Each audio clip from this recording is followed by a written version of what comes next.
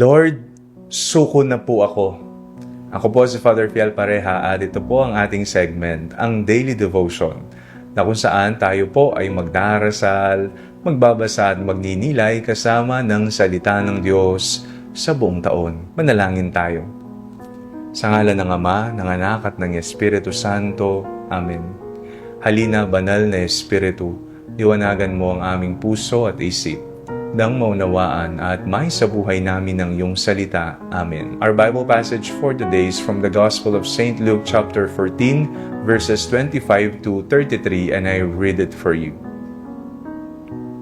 Now large crowds were traveling with him, and he turned and said to them, "Whoever comes to me and does not hate father and mother, wife and children, brothers and sisters, yes, and even life itself, cannot be my disciple. Whoever does not carry the cross and follow me cannot be my disciple. For which of you, intending to build a tower, does not first sit down and estimate the cost to see whether he has enough to complete it? Otherwise, when he has laid a foundation and is not able to finish, all who see it will begin to ridicule him, saying, 'This fellow began to build and was not able to finish.'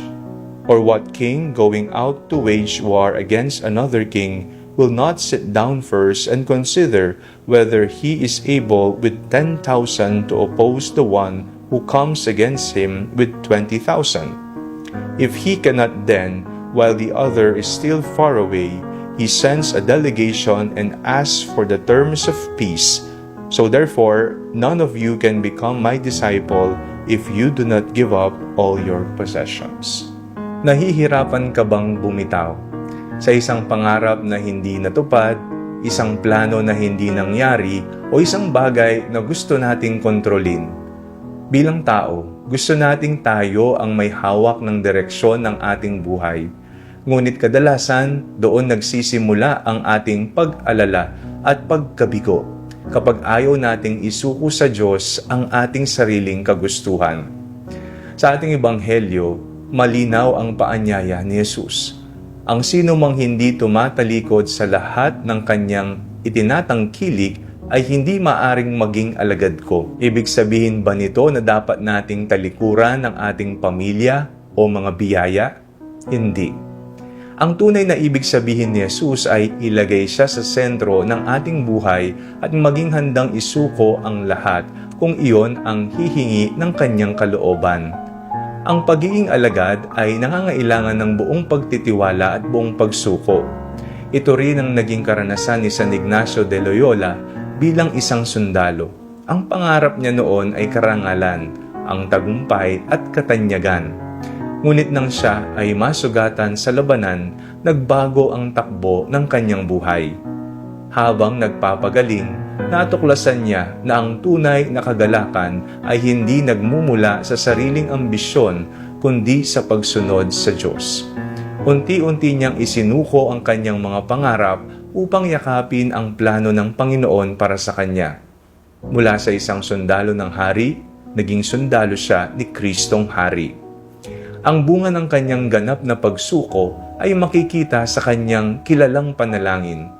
Panginoon, kunin mo at tanggapin ang aking kalayaan, ang aking alaala, ang aking isip, ang aking buong kalooban. Lahat ng mayroon ako at ang aking tinataglay ay nagmumula sa iyo. Ibinabalik ko ang lahat sa iyo. Gawin mo ang lahat ayon sa iyong banal na kalooban.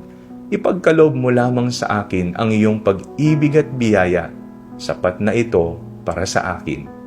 Napakaganda ng panalangin ito dahil ipinapaalala nitong ang tunay na pagsuko ay hindi pagkawala, kundi pagtitiwala. Kapag isinuko natin ang ating buhay sa Diyos, hindi niya tayo inaalisan ng pag-asa.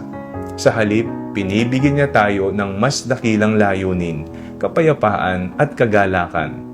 Naway matutunan din nating araw-araw na sabihin sa Panginoon, hindi ang kalooban ko, kundi ang kalooban mo ang mangyari, sapagkat sa ating ganap na pagsuko, doon natin tunay na matatagpuan ang kalayaan. Manalangin tayo. Panginoong Yesus, turuan mo kaming isuko sa iyo ang aming mga plano, takot at mga pangarap. Tulad ni San Ignacio de Loyola, naway buong puso kaming magtiwala sa iyong kalooban, ipagkaloob mo sa amin ang iyong pag-ibig at biyaya sapagkat ito lamang ang tunay na sapat para sa amin. Amen. Sa ngalan ng Ama, ng Anak at ng Espiritu Santo.